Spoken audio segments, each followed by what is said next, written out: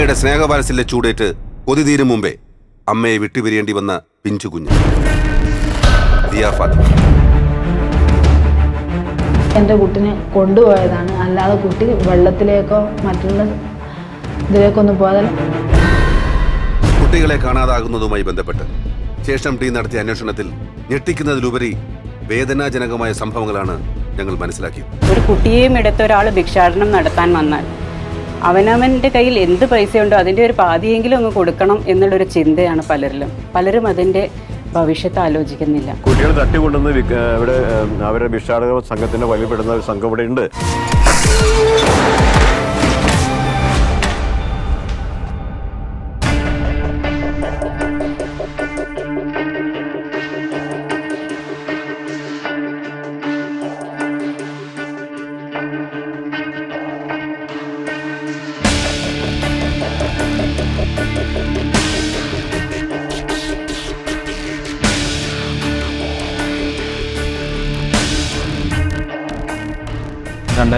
August 1 രാവിലെ 9:30 ഞാൻ വീട്ടിലുണ്ടായിരുന്നു. നല്ല മഴയായിരുന്നു, ഒരു 3 ദിവസം തോരാത്ത മഴയായിരുന്നു. അപ്പം അന്ന് വീട്ടിൽ നിന്ന് ഒരു 9:30 ടൈമിൽ ഞാൻ 2 മക്കൾക്കും ഭക്ഷണം കൊടുത്തിട്ട് കുളിക്കാൻ പോയി. ഞാൻ മോൾക്ക് ചായ കൊടുത്തിട്ട് ഞാൻ ഇവർ തിന്ന പാത്രം എടുത്തിട്ട് അടുക്കളയിലോട്ട് പോയി. അവിടെ കുറച്ച് നേരം ഞാൻ നിന്നു.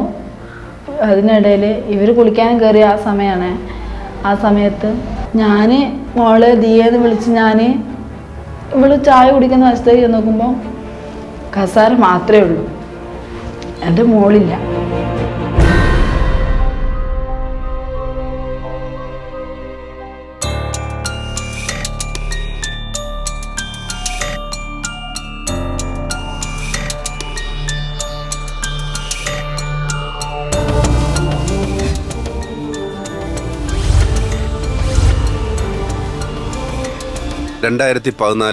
ഓഗസ്റ്റ് 1 ഈ ദിവസം സുഹൈലിനും സുഹറയ്ക്കും ജീവിതത്തിൽ ഒരിക്കലും മറക്കാൻ സാധിക്കില്ല. അന്നായിരുന്നു 1.5 വയസ്സുള്ള ഇവരുടെ മകൾ ദിയ ഫാത്തിമയെ കാണാതായത്. അമ്മയുടെ സ്നേഹവാത്സല്യ ചൂടേറ്റ് കൊതി തീരും മുമ്പേ അമ്മയെ വിട്ടുപിരിയേണ്ടി വന്ന പിഞ്ചു കുഞ്ഞ് ദിയ ഫാത്തിമ. തന്റെ കുഞ്ഞിന് സ്നേഹചുംബനങ്ങൾ നൽകി കൊതി തീരാതെ മകളെ തിരിച്ചു കിട്ടുമെന്ന പ്രതീക്ഷയിൽ ജീവിക്കുന്ന ബാപ്പയും ഉമ്മയും. കുളിക്കാൻ പോയിട്ട് തിരിച്ച് ഒരു 5 മിനിറ്റ് തിരിച്ച് വന്നപ്പോൾ ഞാൻ മാറ്റാൻ റൂമിൽ കയറി തിരിച്ച് ഇറങ്ങിയപ്പോഴേക്ക് കുട്ടീനെ കാണുന്നില്ല. ഞാൻ 4 മുറം വിളിച്ചു നടന്നു, മോളെ എന്ന് വിളിക്കുന്നുണ്ട്. പക്ഷേ എവിടെയും ഇവിടുന്ന് ശബ്ദം കേൾക്കുന്നില്ല. ഞാൻ ഓർത്ത് ഇവള് എന്നെ കളിപ്പിക്കാൻ വേണ്ടിയിട്ട് മിണ്ടാതിരിക്കാന്ന് ഓർത്തിട്ട് ഞാൻ അകത്തല്ലൂടെല്ലാം പരതി നോക്കി. പക്ഷെ എൻ്റെ മോളെ കണ്ടിട്ടില്ല. അങ്ങനെ ഞാൻ അലമാര തുറന്നു നോക്കി, ഇനി അതിലെങ്ങാനും പെട്ടുപോയോ എന്നറിയാൻ വേണ്ടി ഞാൻ അലമാരയും തുറന്നു. പക്ഷെ അവിടെ എൻ്റെ മോളെ കണ്ടില്ല. പിന്നീട് എന്താണെന്നുള്ളത് എനിക്ക് ഓർമ്മയില്ല. ഞാനങ്ങനെ ബോധം കെട്ട് വീണു. ഇവിടുത്തെ തൊട്ടടുത്ത് തന്നെ ഒരു ചെറിയൊരു കൈത്തോടുണ്ട്. അപ്പോൾ അതിലേ പോയതാണെന്ന് ഓർത്തിട്ട് ആൾക്കാർ മുഴുവൻ കക്കുവ പുഴ അടക്കം അന്ന് ഒരാഴ്ചയോടുകൂടി നമ്മൾ പരിശോധിച്ചു. നാട്ടുകാർ അറിഞ്ഞു. പക്ഷെ അവരെല്ലാവരും വിചാരിച്ചു മൂത്ത മോനാ കാണാതായതെന്ന് അവരെ വിചാരം. അവരെല്ലാവരും കൂടെ തോട്ടിലേക്ക് നടന്നു. എൻ്റെ മോന് നടക്കാനായതുകൊണ്ട് തോട്ടിലേക്കായിരിക്കും പോയതെന്ന് അവർ വിചാരിച്ചു. പക്ഷെ മോനല്ല പോയത്, മോളായിരുന്നു. പിന്നീട് 1.5 മണിക്കൂറിന് ശേഷമാണ് എല്ലാവരും കരഭാഗത്തേക്ക് അന്വേഷിച്ചത്. അതുവരെ തോട്ടിലേക്കായിരുന്നു അവർ നോക്കിയിരുന്നത്. ഉടനെ തന്നെ നമ്മളൊരു 4-5 ടീമായിട്ട് അവിടുത്തെ ജനങ്ങൾ തിരിഞ്ഞ് തോടിലും അവിടെ ആ പ്രദേശത്തും എല്ലായിടത്തും അന്വേഷിച്ചെങ്കിലും കുട്ടിയെ എത്താനായില്ല.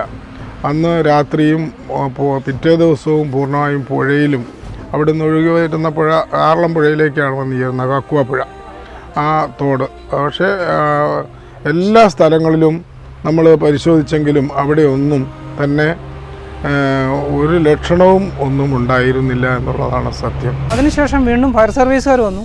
ഫയർ സർവീസുകാർ വന്നിട്ടും അങ്ങനെ പുഴയിലുള്ള ആയിട്ടൊന്നും അറിയാൻ കഴിഞ്ഞിട്ടില്ല. അപ്പോൾ അതിനുശേഷം ഇവിടെയുള്ള മുഴുവൻ ഏതോ എവിടുന്ന് ഇത് മിസ്സിങ് ആണെന്നുള്ളൊരു അഭ്യൂഹം വന്നു. അങ്ങനെ ആ രീതിയിലുള്ള അന്വേഷണം നടത്തി. അപ്പോൾ അങ്ങനെ ആകുമ്പോൾ ഇവിടെയുള്ള പരിസര പ്രദേശത്തുള്ള മുഴുവൻ വീടുകളിലും മൊത്തം പരിശോധന നടത്തി. അങ്ങനെ ഒരു മാസത്തോളം ഏതാണ്ട് ഇത് നടത്തി കഴിഞ്ഞിട്ടും ഇതിൻ്റെ ഒരു മുന്നോട്ടുള്ള ഒരു പ്രവർത്തനം നമുക്ക് കുട്ടിയെ കണ്ടെത്താൻ കഴിഞ്ഞിട്ടില്ല. പക്ഷെ തോട് എന്ന് പറയാൻ പറ്റില്ല, ഒരു ആണിയാണ്. ആണിയിലേക്ക് എങ്ങനെ പോവും? എൻ്റെ മോള് പോകില്ല, ഒരിക്കലും പോകില്ല, അതെനിക്ക് പൂർണ്ണ വിശ്വാസമാണ്. എൻ്റെ മോളെക്കുറിച്ച് എനിക്ക് നന്നായിട്ട് അറിയാം.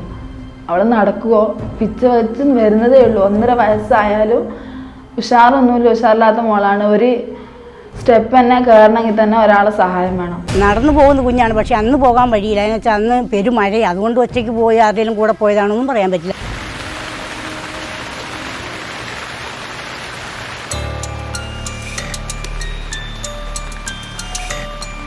ദിയയുടെ വീടിനടുത്ത് നിന്നും 35 മീറ്ററോളം അകലെയായി ഒരു തോടുണ്ട്.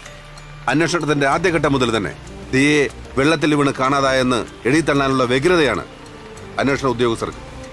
കണ്ടുപിടിക്കുന്നതിലും എളുപ്പമാണല്ലോ കണ്ടെത്താനായില്ല എന്നെഴുതി കേസ് ഫയൽ ക്ലോസ് ചെയ്യുന്നത്. അന്നത്തെ SI പിന്നെ വിളിച്ചിട്ട് അന്ന് ഇവിടെ വന്നിട്ട് അന്വേഷിക്കുക ഒന്നും ആക്കിയിരുന്നില്ല, ആ സ്പോട്ടിൽ തന്നെ പോയായിരുന്നു. രണ്ടാമത് CI വന്ന്, രണ്ടാമത്തെ ദിവസമാണോ അന്ന് വൈകുന്നേരമാണോ CI വന്ന് അദ്ദേഹത്തെ വിളിച്ച് ചൂടായതിനു ശേഷമാണ് അയാൾ തിരിച്ചു വന്നത്. എന്നാൽ അയാൾ പറഞ്ഞു ഉറക്കത്തിൻ്റെ ക്ഷീണം കൊണ്ട് പിന്നെ എനിക്ക് വരാൻ പറ്റില്ല എന്നാണ് പറഞ്ഞത്. അയാൾ അതിനുശേഷം വന്ന് അന്വേഷിച്ചു. കേസിനെ കുറിച്ച് അന്വേഷിക്കാനെത്തിയ ദിയയുടെ പിതാവിനോട് അന്വേഷണ ഉദ്യോഗസ്ഥൻ പറഞ്ഞ മറുപടി ഇതാണ്: വെള്ളത്തിലും പോകില്ല, നിങ്ങളോട്ട് കണ്ടിട്ടില്ല, പിന്നെ ആകാശത്തേക്കാണോ കുട്ടി പോയെന്ന് പറഞ്ഞൊരു ചൂടാകാതെ അതിനെക്കുറിച്ചൊന്നും ഉണ്ടായില്ല. തന്റെ കുഞ്ഞിനെ കാണാതെ വിഷമിച്ചിരിക്കുന്ന പിതാവിനോട് പറയാൻ പറ്റിയ വാക്കുകളാണോ സാറേ ഇത്? SP-ക്ക് പരാതി പോയി, അവിടുന്ന് ഡോഗ് സ്ക്വാഡിനെ കൊണ്ടുവന്നു. ഡോഗ് സ്ക്വാഡ് വന്ന് ബൈക്കിലേക്കാണ് പോയത്, വീടിൻ്റെ മുൻവശത്തേക്കാണ് പോയിട്ടേ ഇല്ല. ആ മുറ്റത്തിറങ്ങിയ കുട്ടി ഗ്ലാസ് കവുത്തിയിടം അവിടെ വന്ന് നിന്ന് അകത്ത് കയറി കുട്ടി ഗ്ലാസ് കവുത്തിയെടുത്ത് 2 പേരും ചുറ്റിപ്പറ്റി നിന്ന് വീടിൻ്റെ പുറകുവശത്തേക്കാണ് പോയത്. വീടിൻ്റെ പുറകുവശത്തൂടെ ഒരു 200 മീറ്റർ ഇങ്ങനെ കറങ്ങി, എന്നിട്ട് അതിൻ്റെ അടുത്തൊരു വീടുണ്ടായിരുന്നു, ആ വീട് 2 വട്ടം ചുറ്റി കറങ്ങി അവരെ തിണ്ണെ കയറി നിന്ന് അവിടുന്ന് വീണ്ടും ഇറങ്ങി വഴിയിലേക്ക് പോയിട്ട് 2 കൈയും പൊക്കി ബുക്ക് ചെയ്ത് തോടിൻ്റെ പരിസരത്തേക്കേ വന്നില്ല, അങ്ങോട്ട് കൊണ്ടുപോയിട്ട് അത് അവിടുന്ന് ഓടി വരിയത്.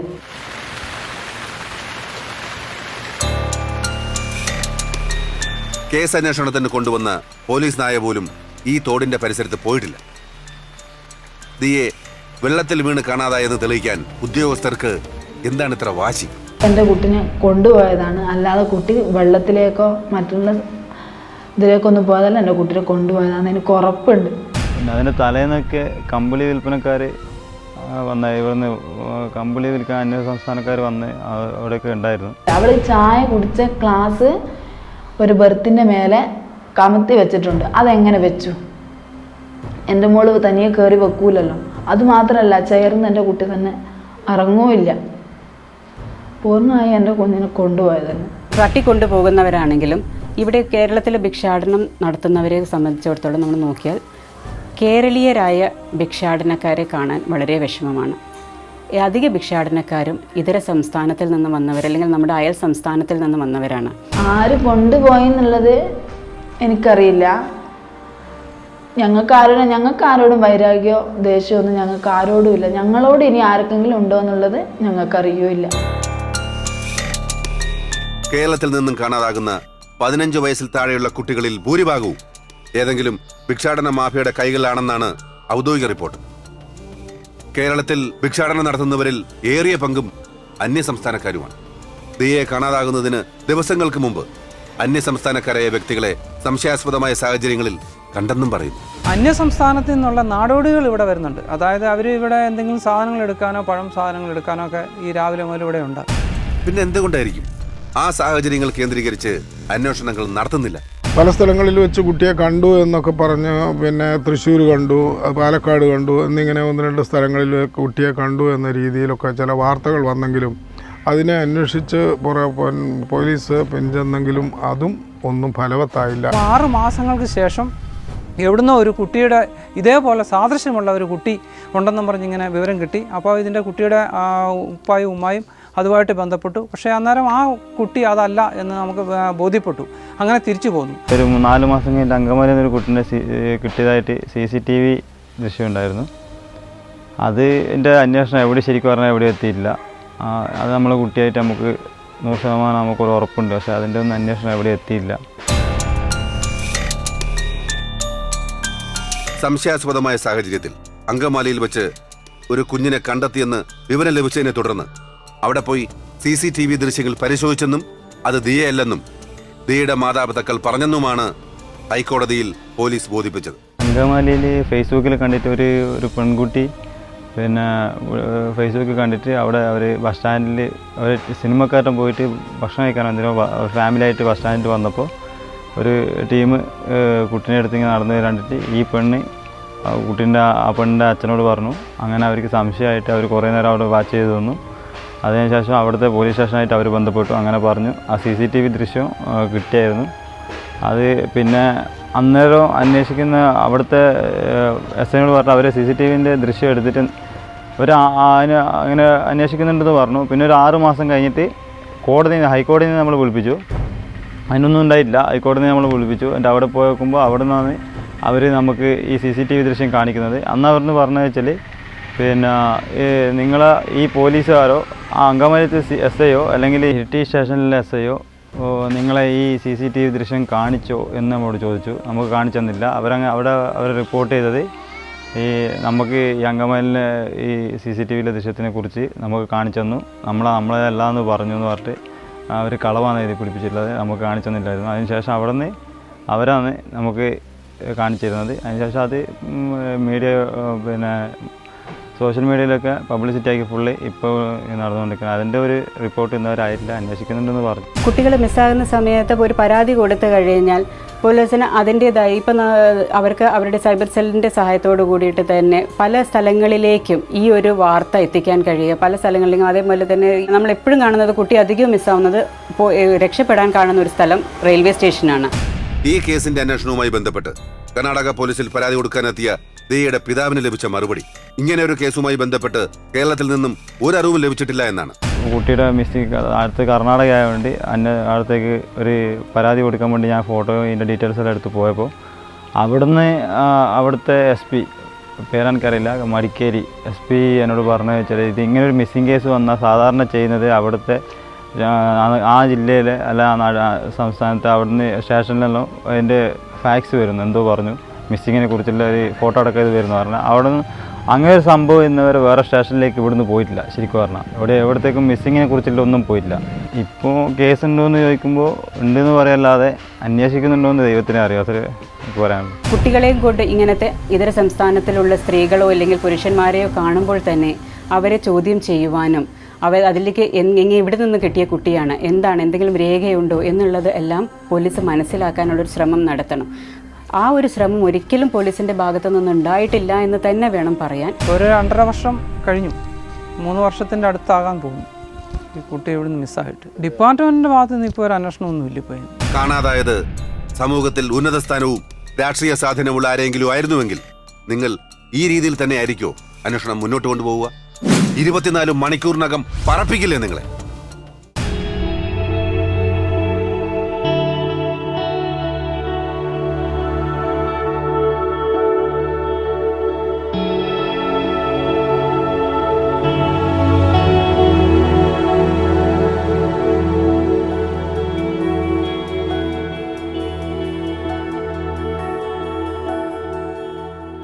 കുഞ്ഞ് പോയതിന് ശേഷം ശരിക്കും പറഞ്ഞാൽ ഇന്ന് വരെ ഈ 2 വർഷത്തോളമായിട്ട് ഒരു സമാധാനം ശരിക്കും പറഞ്ഞാൽ ഇല്ല. പിന്നെ ഒന്നാമത് ഞാൻ കൂലിപ്പണിക്കാരനാണ്. ഞാൻ എൻ്റെ കുട്ടീൻ്റെ ആവശ്യത്തിന് വേണ്ടി എന്നും പണിയെടുക്കുക, ഇങ്ങനെ ഓരോ സ്ഥലത്ത് ഉണ്ടെന്ന് പറഞ്ഞാൽ അവിടെയൊക്കെ പോവുക. പോയിട്ട് നിരാശയാണ്. ഞാൻ വാടകയ്ക്കാണ് നിൽക്കുന്നത്. ദിവസവും ഞാൻ ഓർക്കും, രാത്രി കിടക്കാൻ നേരത്ത് അധികം ഞാൻ ആലോചിക്കുക എൻ്റെ മോൾ എവിടെയായിരിക്കും, ആരെ കയ്യിലായിരിക്കും, ഉപദ്രവിക്കുന്നുണ്ടോ, അങ്ങനത്തെ എനിക്ക് ഓർമ്മ. ഈ 1 ആഴ്ച മുമ്പ് വരെ കുട്ടീൻ്റെ അന്വേഷിച്ച് ഞാൻ പോയായിരുന്നു. എപ്പോഴും ഉറക്കം ഞെട്ടുമ്പോഴെല്ലാം അവളെ മുഖം മുന്നിൽ വരിക. എൻ്റെ മറ്റുള്ള മക്കളെ ഞാൻ കൂട്ടി കിടക്കുമ്പോൾ ഞാൻ ഓർക്കും, ഇതുപോലത്തെ ഒരു മോളാണല്ലോ എനിക്ക് നഷ്ടപ്പെട്ടത്. കുട്ടി മിസ്സാകുന്ന ടൈമിൽ 2 മക്കളായിരുന്നു. ഒന്ന് മൂത്ത ആൺകുട്ടിയും ഇളയതാണ് പെൺകുട്ടി. അന്ന് മൂത്ത കുട്ടിക്ക് 4 വയസ്സും ഇളയ കുട്ടിക്ക് 1.5 വയസ്സായിരുന്നു. ഇപ്പോൾ ഒരു കുട്ടിയും കൂടി ഉണ്ട്, ഒരു ആൺകുട്ടിയുണ്ട്, 6 മാസമായി.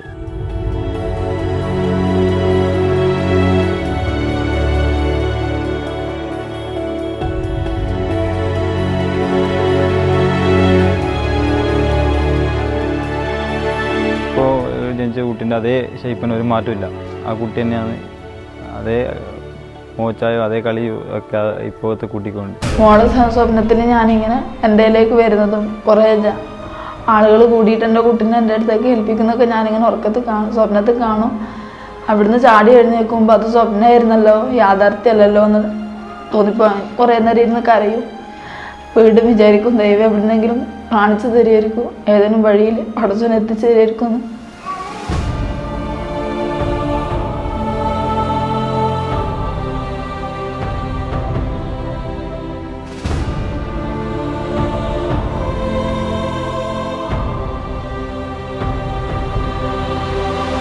അന്നും പണിയെടുക്കുക, അവരങ്ങ് എവിടെ നിന്നും വിളിച്ച് കുട്ടീനെ കുട്ടികളെ കിട്ടിയിട്ടുണ്ടെന്ന് പറയുമ്പോൾ അവിടേക്ക് പോവുക, അതൊക്കെയാണ് അവസ്ഥ. ഭാര്യൻ്റെ അവസ്ഥ എന്ന് വെച്ചാൽ 2 വർഷത്തോളം ഒരു വല്ലാത്തൊരു ഫീലിംഗ്, ഒരു വർഷത്തോളം വല്ലാത്തൊരു ഫീലിംഗ് ആയിരുന്നു. ഇപ്പോൾ കുറേയൊക്കെ മാറ്റമുണ്ട്, കുഴപ്പമില്ല, മാറി. എന്നാലും നഷ്ടം തന്നെയല്ലേ. നഷ്ടപ്പെട്ടതിൻ്റെ വേദന ഒരിക്കലും പറഞ്ഞറിയിക്കാൻ പറ്റാത്തൊരവസ്ഥയാണ്.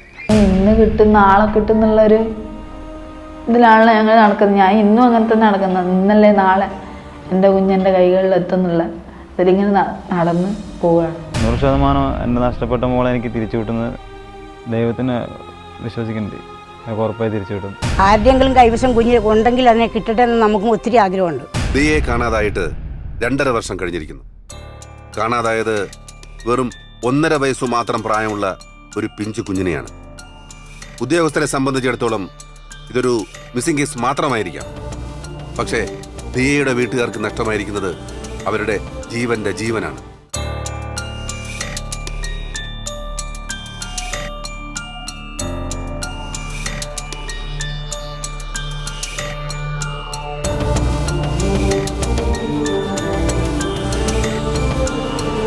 കുട്ടികളെ കാണാതാകുന്നതുമായി ബന്ധപ്പെട്ട് ശേഷം ടീം നടത്തിയ അന്വേഷണത്തിൽ ഞെട്ടിക്കുന്നതിലുപരി വേദനാജനകമായ സംഭവങ്ങളാണ് ഞങ്ങൾ മനസ്സിലാക്കിയത്. പല കുട്ടികളും മിസ്സായിട്ട് എത്രയോ വർഷങ്ങൾ കഴിഞ്ഞിട്ടും തിരിച്ചെത്തിയിട്ടില്ല. അവർ ഭിക്ഷാടനം, അതേപോലെ തന്നെ പല റാക്കറ്റുകളിലും അവരകപ്പെട്ടു പോവുകയും അവരെ തിരിച്ചറിയാൻ പറ്റാത്ത രീതിയിൽ, ചെറിയ കുട്ടികളെ തിരിച്ചറിയാൻ പറ്റാത്ത രീതിയിൽ അവർക്ക് പല മാറ്റങ്ങളും സംഭവിച്ച് അവർ കുടുംബങ്ങളിലേക്ക് തിരിച്ചെത്താത്തൊരു അവസ്ഥ ഉണ്ടാകുന്നുണ്ട്. കുട്ടികളെ കാണാതാകുന്നതും ബാലഭിക്ഷാടനവുമായി ബന്ധപ്പെട്ട് ജനശ്രദ്ധയിലേക്കും അധികാരികളുടെ ശ്രദ്ധയിലേക്കും ഗൗരവകരമായ കാര്യങ്ങൾ പങ്കുവയ്ക്കാൻ ആലുവ ജനസേവാ ശിശുഭവൻ ചെയർമാൻ ശ്രീ ജോസ് മാവേലി ശേഷത്തോടൊപ്പമുണ്ട്. വീട്ടിൽ നിന്നും ദുരൂഹ സാഹചര്യങ്ങളിൽ കാണാതാവുന്ന ഒരുപാട് കുട്ടികൾ നമ്മുടെ ഇടയിലുണ്ട്. ഒത്തിരി കുട്ടികൾ താങ്കളുടെ സംരക്ഷണയിലുമാണ്. ഏതൊക്കെ തരത്തിലുള്ള മാഫിയകളാണ് ഇതിനു പിന്നിൽ പ്രവർത്തിക്കുന്നത്? എന്തായിരിക്കും അവരുടെ ലക്ഷ്യം? മൊത്തം ഇന്ത്യയിൽ ഒരു പണ്ട് കാലം മുതൽ തന്നെ ഭിക്ഷാട മാഫിയകൾ, അതുപോലെ ബാലവിലയ്ക്ക് കുട്ടികൾ കൊണ്ടു വിൽക്കുന്ന മാഫിയകൾ, പിന്നെ തെരുവ് സർക്കസ് എന്നിവയ്ക്ക് ഉപയോഗിക്കുന്ന മാഫിയകൾ, ഇതെല്ലാത്തിനും ഉപരി തന്നെ പോക്കറ്റ് അടിക്കാൻ വേണ്ടി, കളവിന് വേണ്ടി ഉപയോഗിക്കുന്ന മാഫിയകൾ, അങ്ങനെ നാനാവിധത്തിലുള്ള മാഫിയകൾ നമ്മുടെ ഇന്ത്യയിലുണ്ട്. അതേസമയം കേരളത്തിൽ വളരെ കുറവായിരുന്നു. എങ്കിലും ഞങ്ങളിപ്പോൾ ജനസേവാ ശിശുഭവൻ ആരംഭിക്കുന്നത് 1999 അപ്പോൾ അന്നൊക്കെ കണ്ടവാനം കുട്ടികളെ ഇങ്ങനെ തെരുവിൽ ഭിക്ഷാടനവും തെരുവ് സർക്കസൊക്കെ നടത്തി ഭിക്ഷാടക സംഘത്തിന്റെ വലിയപ്പെട്ട കുട്ടികളുണ്ട്. കുറെ കുട്ടികളെ ആസിഡ് ഒഴിച്ച് പൊള്ളിച്ച് ഭിക്ഷയിക്കുന്നു. ഭിക്ഷാടനത്തിന് പൈസ കിട്ടുന്ന കുറവാണെങ്കിൽ ശരീരം ഒഴിച്ച് പെട്രോൾ ഒഴിച്ച് കത്തിച്ച് അവരെ കൊല്ലാൻ നോക്കുന്നു. ഇങ്ങനെ കാലൊക്കെ കൈ തല്ലി ഒടിച്ച് വികലാംഗനാക്കി നിർത്തുന്നു. ഇതിലൊക്കെ സഹിക്കാൻ പറ്റുന്ന കാര്യങ്ങളാണ്. തെരുവ് സർക്കസ് ഉപയോഗിക്കുന്ന മാരകമായ സർക്കസിലേക്ക് കുട്ടികൾ ഉപയോഗിക്കുന്നു. മലയാറ്റൂർ പരിസരത്ത് ഭിക്ഷാടനം നടത്തുന്നതിനിടയിൽ ബാലഭിക്ഷാടന മാഫിയയിൽ നിന്നും രക്ഷപ്പെടുത്തിയ ഒരു പെൺകുട്ടി. മലയാറ്റൂർ ഭിക്ഷാടനത്തിൽ നിന്നാണ് ഞാൻ ഇവിടേക്ക് വന്നേക്കുന്നത്, ജനസേവയിൽ. ഭിക്ഷാടനം ആരൊക്കെയാണ് കൂടെയെന്ന് എനിക്കറിയില്ല. ഭിക്ഷാടന സംഘം, മൊത്തം ഭിക്ഷാടന സംഘങ്ങളായിരുന്നു. ഞങ്ങളെപ്പോലെ തന്നെ 300ഓളം പിള്ളേർ ആ പള്ളിയിൽ ഭിക്ഷാടനത്തിന് എടുത്തിട്ടുണ്ട്. തെരുവ് സർക്കസിലെ അതിക്രമങ്ങളും ഉപദ്രവങ്ങളും സഹിക്കാനാവാതെ അവിടെ നിന്നും രക്ഷപ്പെട്ട മറ്റൊരു കുട്ടി. എത്ര വർഷം അവരുടെ കൂടെ കൂടിയിട്ട്? അതെനിക്കറിയില്ല. ഞാൻ ഓർമ്മ വെച്ച നാൾ മുതൽ സർക്കസിലായിരുന്നു. ഈ അച്ഛനും അമ്മയൊന്നും കണ്ടിട്ടില്ല? ഇല്ല, ഓർമ്മയില്ല. അവരെ കണ്ട ഓർമ്മയില്ല. കുറിച്ചൊരു ഓർമ്മയും തോന്നുന്നു? ഇല്ല. ബാംഗ്ലൂരാണ് സ്ഥലം. തെരുവിൽ അന്തി ഉറങ്ങി അച്ഛനോടൊപ്പം ഭിക്ഷാടനം നടത്തിയ ഒരു ബാല്യം തന്നെ മറ്റൊരാൾക്ക് വിൽക്കാൻ ശ്രമിച്ചപ്പോൾ അവിടെ നിന്നും ഓടി രക്ഷപ്പെട്ട ശ്രീദേവി. ഞാൻ ഒരു ഹോസ്റ്റലിൽ നിന്ന് പഠിക്കുമായിരുന്നു. പിന്നീട് എന്നെ അവിടെ നിന്ന് ആദ്യം അടുത്തേക്ക് കൊടുക്കാൻ നോക്കിയപ്പോഴാണ് എന്നെ കുട്ടികളുടെ ഓരോ കഥകൾ പറയുമ്പോൾ അവർ പറയുന്നത് ഞങ്ങളെ കണ്ടവാനം ഉപദ്രവിക്കുന്നു, ഞങ്ങൾക്ക് ഒരു ദിവസം 100 രൂപയെങ്കിലും മിനിമം ഭിക്ഷ എടുത്ത് കൊണ്ടുപോയി കൊടുത്തില്ലെങ്കിൽ അവർ കണ്ടവാനം ഉപദ്രവിക്കും, അവർ ചാട്ടവാറിനടിക്കും, ഇരുമ്പൊടിക്ക് അടിക്കും, ഇങ്ങനെയുള്ള കഥകൾ കുറച്ച് നമ്മുടെ ജനസേവയിൽ വരുന്ന കുട്ടികൾ പറയുന്നുണ്ട്. ചാക്കൊക്കെ വിരിച്ച് ഞങ്ങളെല്ലാവരും റോട്ടിലൊക്കെ ഇരുത്തും, കിട്ടിയില്ലെങ്കിൽ ഞങ്ങളെ തല്ലും, ഭയങ്കര അടിയായിരുന്നു. പിന്നെ സർക്കസ് കളിക്കാൻ പോയി അവർ പറയുന്ന പൈസ കൊണ്ട് വീട്ടിൽ വരാവൂ, ഇല്ലെങ്കിൽ ഭക്ഷണമൊന്നും തരില്ല, ചൂട് വെക്കൊക്കെ ചെയ്യും. ഭക്ഷണം കഴിച്ചിട്ടേ ഇല്ല. തരത്തില്ല. 29 കുട്ടികളെയാണ് കഴിഞ്ഞ മാസം കാണാതായിരിക്കുന്നത്. അതിൽ തിരിച്ചെത്തിയത് 22 പേർ. ഒരു വർഷത്തെ കണക്കെടുത്താൽ 740 കുട്ടികളെയാണ് കാണാതായിരിക്കുന്നത്. തിരിച്ചു വന്നത് വെറും 360 കുട്ടികൾ മാത്രം. ഇവർക്ക് എല്ലാവർക്കും ആവശ്യം കുട്ടികളെയാണ്. കുട്ടികളെ ചെറുപ്രായത്തിൽ കൊണ്ടുവന്ന് അവർ എവിടെന്നെങ്കിലും കളവിനോ എങ്ങനെയും പൊക്കി കൊണ്ടുവന്നിട്ട് ഇവരെ അവരുടെ വലയിൽ അകറ്റിക്കൊണ്ട് അവരെ എല്ലാ അടവുകളും പഠിപ്പിക്കുകയാണ്. ബാലവേലയും ബാലഭിക്ഷാടനവും ശിക്ഷാർഹമാണെന്ന് അറിഞ്ഞിട്ടും ഇത്തരം കുറ്റകൃത്യങ്ങൾ പൊതുസമൂഹത്ത് നടക്കുന്നത് ശ്രദ്ധയിൽപ്പെട്ടാലും അതിനെതിരെ വേണ്ട നിയമ നടപടികൾ ആരും തന്നെ കൈക്കൊള്ളുന്നില്ല. ഇതിനെതിരെ പ്രതികരിക്കേണ്ട ആൾക്കാർ എല്ലാവരും വളരെ സൈലന്റ് ആണ്. രാഷ്ട്രീയ പാർട്ടികളോ അല്ലെങ്കിൽ മുഖ്യ രാഷ്ട്രീയ പാർട്ടികളോ ഭരണകർത്താക്കളോ ഇവരുടെ അടുത്തേക്ക് ചെല്ലുന്നില്ല. ഒരു കുട്ടിയെയും എടുത്ത ഒരാൾ ഭിക്ഷാടനം നടത്താൻ വന്നാൽ അവനവൻ്റെ കയ്യിൽ എന്ത് പൈസയുണ്ടോ അതിൻ്റെ ഒരു പാതിയെങ്കിലും അങ്ങ് കൊടുക്കണം എന്നുള്ളൊരു ചിന്തയാണ് പലരും അതിൻ്റെ ഭവിഷ്യത്ത് ആലോചിക്കുന്നില്ല. അപകടങ്ങളും അക്രമങ്ങളും സംഭവിച്ചതിന് ശേഷം നിയമത്തിന്റെ പിന്നാലെ പോവുകയല്ല വേണ്ടത്. സത്യത്തിൽ ഇവിടെ മാറേണ്ടതും മാറ്റേണ്ടതും മാറ്റപ്പെടേണ്ടതും നിയമങ്ങൾ തന്നെയാണ്. കുറേ കുട്ടികളെ ഇവിടെ കൊണ്ടുവന്ന് ബാലവലിക്ക് വിറ്റ ഒരു മുത്തുസ്വാമിനെ ഞങ്ങൾ പിടിച്ച് ജയിലടപ്പിച്ചു. വീണ്ടും ആ മുത്തുസ്വാമിയെ 6 മാസം കഴിഞ്ഞപ്പോൾ പുറത്തിയാടി കഴിഞ്ഞിട്ട് വീണ്ടും ഇതുപോലെ കുട്ടികളെ എവിടെയൊക്കെ പോയി വിറ്റ് കാശാക്കുകയാണ്. അപ്പോൾ അങ്ങനെയുള്ള ആൾക്കാരെ സ്ഥിരമായിട്ട് ജയിലടയ്ക്കുന്ന നിയമം വരണം. ഇതിന് നിയമത്തിന്റെ കുറെ മാറ്റങ്ങൾ വരുത്തേണ്ടിയിരിക്കുന്നു. ബാലഭിക്ഷാടനം തടഞ്ഞിട്ടുണ്ടെങ്കിലും ഏറ്റവും കൂടുതൽ ആവശ്യം ഭിക്ഷാടനം തന്നെ തടയുന്ന രീതിയിലുള്ളൊരു നിയമമാണ് നമുക്ക് വരേണ്ടത്. ബാലഭിക്ഷാടനം തടഞ്ഞതുകൊണ്ട് മാത്രം നമുക്ക് ഈ ഭിക്ഷാടനത്തിന് വേണ്ടി കുട്ടികളെ തട്ടിക്കൊണ്ടുപോകുന്ന ഈ അവസ്ഥ തടയാൻ സാധിക്കില്ല എന്നാണ് ഈ നിയമം 2000 തൊട്ട് ഈ നിയമം നിലവിൽ വന്നിട്ടും ഇതുവരെയായിട്ടും നമുക്ക് ബാലഭിക്ഷാടനം തടയാൻ സാധിക്കാത്തത് അതുകൊണ്ട് തന്നെയാണ്. കുട്ടികൾ തട്ടിക്കൊണ്ടുവന്ന് ഇവിടെ അവരുടെ ഭിക്ഷാടക സംഘത്തിന്റെ വലിയപ്പെടുന്ന ഒരു സംഘം ഇവിടെ ഉണ്ട്. ആ സംഘത്തെ പിടിക്കാൻ വേണ്ടി എല്ലാവരും ഇങ്ങനെ പറയുന്നുണ്ടെങ്കിലും കാര്യമായ ഒരു പ്രവർത്തനം ഇതുവരെ നടന്നിട്ടില്ല. പോലീസിന്റെ ഇടപെടലുകൾ കുറയുന്നത് കൊണ്ട് തന്നെയാണ് ഈ മിസ്സായ കുട്ടികളെ നമുക്ക് പെട്ടെന്ന് കണ്ടുപിടിക്കാൻ കഴിയാത്തത്. പറയുമ്പം അവർക്ക് മിസ്സിംഗ് ചൈൽഡ് പോർട്ടൽസ് ഉണ്ട്, അതേപോലെ തന്നെ പല സംവിധാനങ്ങളും അവർക്കുണ്ട്. പക്ഷെ അവരുടെ ട്രെയിനിങ് പ്രോഗ്രാംസിലും ഇതിലും അവരോട് ഇതിനെ സംബന്ധിച്ച് ചോദിച്ചു കഴിഞ്ഞാൽ അവർ പറയുന്നത് ബാക്കി എല്ലാ അന്വേഷണങ്ങളും ഉള്ളത് കൊണ്ട് തന്നെ ഇതിന് മാത്രമായിട്ട് നമുക്ക് നോക്കാനുള്ളൊരു സമയമുണ്ടാകുന്നില്ല. അതുകൊണ്ട് തന്നെയാണ് ഇതിന് ഒരുപാട് ഡിലേ വരുന്നത്. അത് പറഞ്ഞ് ഒഴിയാൻ പറ്റില്ല, കാരണം ഇത് സമൂഹത്തിൻ്റെ വലിയൊരു പ്രശ്നം തന്നെയാണ്. അന്വേഷണ ഉദ്യോഗസ്ഥർ നിഷ്ക്രിയ മനോഭാവം വച്ചു പുലർത്താതെ അടിയന്തര നടപടികൾ കൈക്കൊണ്ടേ തീരൂ. ശേഷം ഇന്ന് വൈകുന്നേരം 3:30